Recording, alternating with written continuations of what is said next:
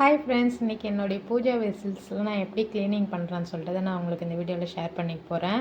நான் கொஞ்சம் நாளாக லிக்யூடு சபீனா அந்த மாதிரிலாம் போட்டு யூஸ் பண்ணி என்னுடைய பூஜை வெசல்ஸ்லாம் நான் வாஷ் பண்ணிகிட்டு இருந்தேன். இப்போ பார்த்திங்கன்னா நான் புதுசாக ஒன்று பண்ணியிருக்கேன். அதாவது நம்ம வீட்டுக்கு யூஸ் பண்ணக்கூடிய புளி, அதுக்கப்புறம் கல்லுப்பு, அதுக்கப்புறம் பாத்திரம் வாஷ் பண்ணுறக்கூடிய லிக்யூடு, எந்த லிக்யூடாக இருந்தாலும் பரவாயில்ல, பாத்திரம் வாஷ் பண்ணுறது, இல்லைனா லெமன் கூட சேர்த்துக்கலாம். என்கிட்ட லெமன் இல்லாததுனால லிக்யூடு சேர்த்துக்கிட்டேன். இதை நல்லா கரைச்சி விட்டு நான் தண்ணி சேர்த்துட்டேன். நம்மகிட்ட எவ்வளோ பூஜை வெசல்ஸ் இருக்கோ அதை பொறுத்து நம்ம தண்ணி வச்சு கொதிக்க வைக்கணும். நான் இண்டக்ஷன் அடுப்புலேயே கொதிக்க விட்டுக்கிட்டேன். இண்டக்ஷன்னால் கேஸ் அடுப்பில் கூட கொதிக்க வச்சுக்கலாம். அதுக்கப்புறம் விளக்கில் இருக்கிற எண்ணெயெல்லாம் ஒரு துணி வச்சு நான் நல்லா தொடச்சிட்டேன்.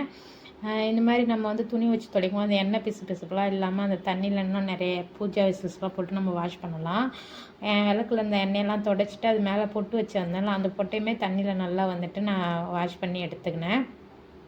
தண்ணி சுடுற கேப்பில் இதெல்லாம் நான் பண்ணிக்கிட்டேன். அதுக்கப்புறம் நல்லா சுத்தமான தண்ணி, அதாவது ஆரோ வாட்டர் இல்லைனா மழை தண்ணி. எங்கள் வீட்டில் நாங்கள் ஃபில்ட்ரு போட்டுறதுனால நான் ஆரோ வாட்டர் தான் யூஸ் பண்ணிக்கிட்டேன். ஃபில்ட்ரு இல்லாதவங்க மழை தண்ணியில் கூட நம்ம வாஷ் பண்ணலாம். இதில் நம்ம பூஜை வெசல்ஸ் நல்லா கழுவுன உடனே இந்த நல்ல தண்ணியில் நம்ம ஒரு வாட்டி கழுவிட்டு நல்லா துணி வச்சு உடனே துடைச்சிடணும். அதனால தான் நான் ஆரோ வாட்டர் சொல்லியிருக்கேன். அந்த மாதிரி பண்ணும்போது நம்மளுடைய விளக்கு பார்த்திங்கன்னா நல்லா பல்லன்னு பளிச்சுன்னு இருக்கும்.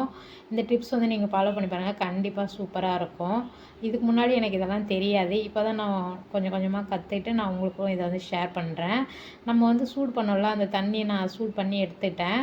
பாருங்கள், இப்போது நான் ஒரு தட்டு தான் அதில் சும்மா கொஞ்சம் தான் டிப் பண்ணி காமிச்சேன். இவ்வளோ பளிச்சுன்னு இருக்கு பாருங்கள். இது மாதிரி தான் நான் என்னுடைய பூஜை வெசல்ஸ்லாம் நான் அதை போட்டு அப்படியே உடனே தண்ணியில் நார்மல் நம்ம டேப் வாட்டரில் வாஷ் பண்ணிவிட்டு எடுத்து வச்சுருக்க ஆரோ வாட்டரில் நான் அதை ஒரு வாட்டி கழுவிட்டு நல்லா துணி வச்சு துடைச்சிட்றேன். இந்த வாரம் விளக்கணும்னா எப்படி 2 வாரத்துக்கு நல்லா பளிச்சுன்னு இருக்குது. உப்பு தண்ணியில் கழுவும் போது விளக்கெல்லாம் கருப்பாயிடும். அதனால் நம்ம உப்பு தண்ணியாக இருந்தாலும் கழுவிட்டு மழை தண்ணி டேப் வாட்டரில் நம்ம அலசும் போது அந்த கருப்பு இருக்காது. விளக்கு நல்லா பளிச்சுன்னு தங்கம் போல் ஜொலிக்கும். இந்த டிப்ஸை நீங்கள் ஃபாலோ பண்ணி பாருங்கள், கண்டிப்பாக சூப்பராக இருக்கும்.